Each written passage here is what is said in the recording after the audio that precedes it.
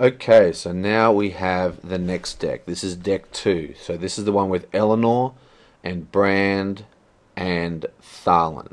Okay?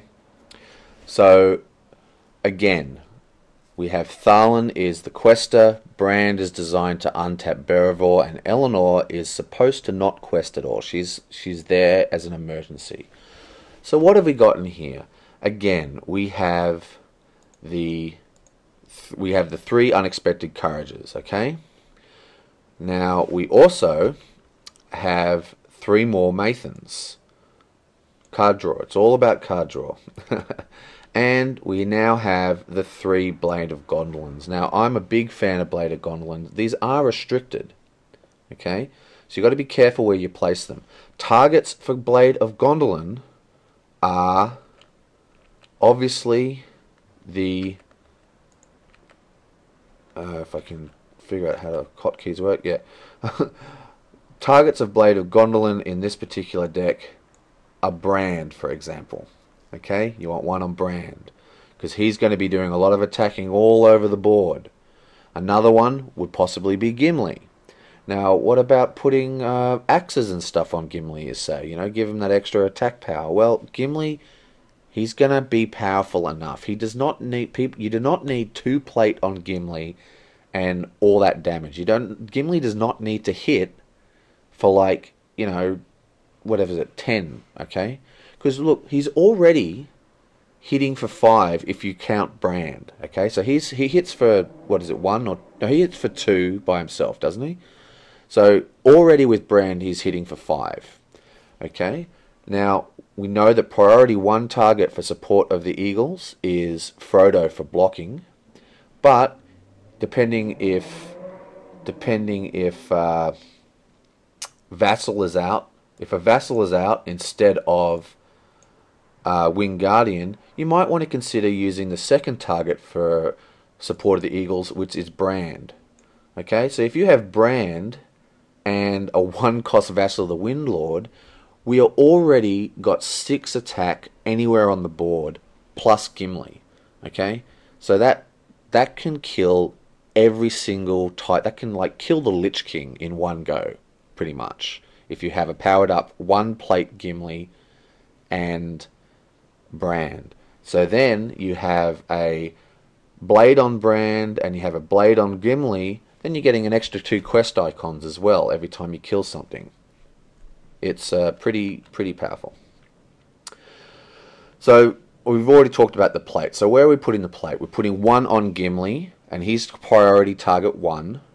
Or depending, it's situational, but the 2 targets are Gimli and Frodo. Okay? You want Gimli and Frodo to have these. So Frodo especially, so he can get the more damage, but he has got that, you know, ability to suck damage from things.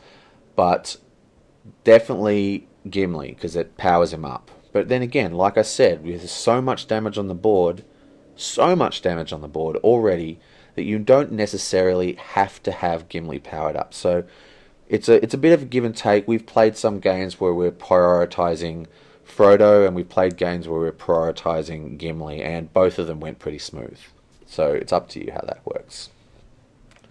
Now, Horn of Gondor. Now, there is quite a few cards in this deck that, when I say deck, by the way, I'm talking about all 3.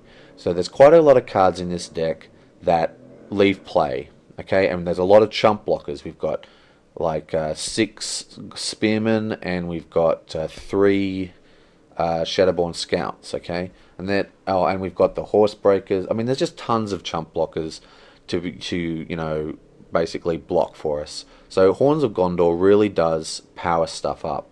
And again, you want to place the Horn of Gondor because it is restricted on cards that don't really matter, in inverted commas. And a perfect example of a card that doesn't matter is Eleanor. Stick it on Eleanor because she's not going to be attacking. She's not going to be She's not going to be doing anything. She might be blocking because she's going to be untapped. And Beravor is another example of a card that you could possibly use for Horn of Gondor. But I think Eleanor is a really good card for Horn of Gondor. Now, what else have we got going on in this deck?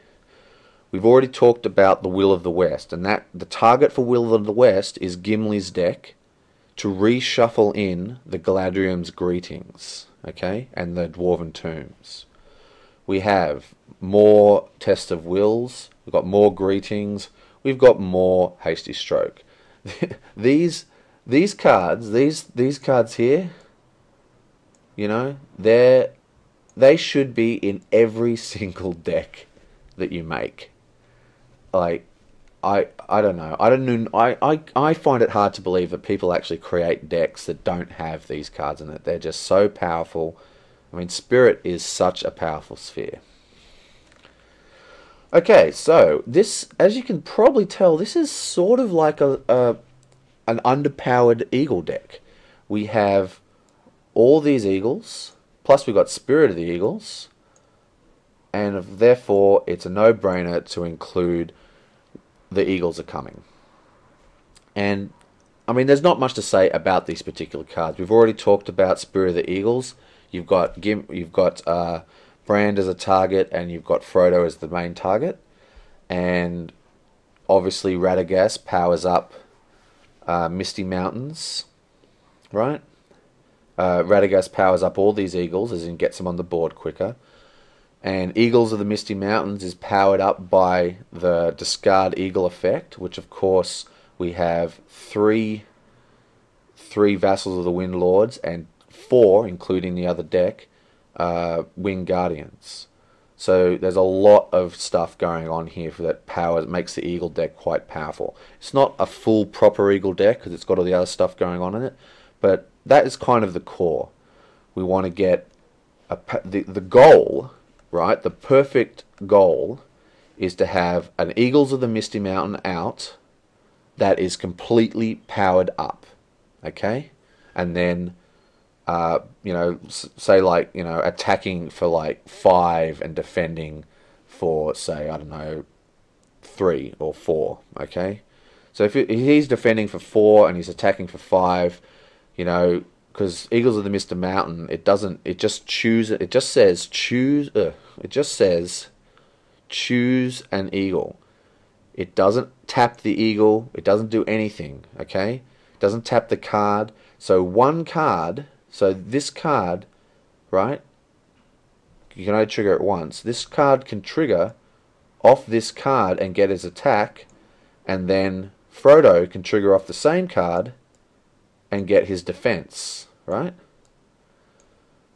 So once this card is out, you basically want to start not paying the cost of the Winged Guardian, so it gets, you know, put underneath here, and not paying the cost of Vassal of the Wind Lord. So powering up that card, and that's the goal. Okay, so just some more trackers. Okay, now this is probably not 100% necessary, but you can't go wrong. Trackers are ridiculously powerful. It's hard to cast because it does cost 4. The Horn of Gondor is going to extremely help you with that, okay? So Horn of Gondor really works well with these cards. So, like that, okay?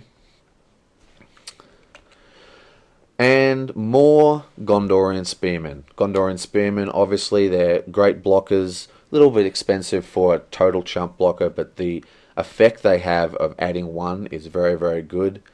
And the powers up Horn, okay? And we have some horseback archers. Now these are a little bit expensive, but of course we are running 2 tactics, so they're quite easy to cast still. And they've got ranged, so they can combine with Brand and just, you know, attack anyone on the board. Extremely powerful. And finally, we have Bjorn. And Bjorn is one of those cards that you don't really cast a lot. He's very, very expensive. There's a lot of cool tricks you can, like sneak attack Bjorn is a really powerful effect, but if you've got a choice of sneak attacking something, you're probably going to choose Gandalf. But basically, if you get Bjorn on the table late game, he can sit around, he's questing for 2 because of Dane, he's attacking for 4 because of Dane, he's blocking for 3, and he's got 6 health. I mean, he is ridiculously good card. And of course, if you have some kind of crazy creature turns up and Gimli's deck can't handle it, you can just, use his effect, and wow, +5, right? And then he just shuffles back into the deck, okay? And it's limited once per round. Now people think, oh, it gets shuffled back into the deck, that sucks. But look at the card draw we've got, okay? We've got the brand combo with Beravor, so theoretically, in a perfect world, that's 4 cards a turn without any cost. Plus we have Bilbo, 2 cards, an extra card a turn at any cost. Okay, so we're drawing 6 cards a turn optimally without spending a single resource. Then we've got Mathans, and later on we have some other cards as well. So the actual deck is going to be small, your hand is going to be large, and your deck is going to be a lot smaller. So shuffling Bjorn back in, not a problem. You're going to draw him again pretty quickly. Okay, so that is that's major. That's basically the deck 2. Okay, so yeah, deck 2. That's that. How do I stop?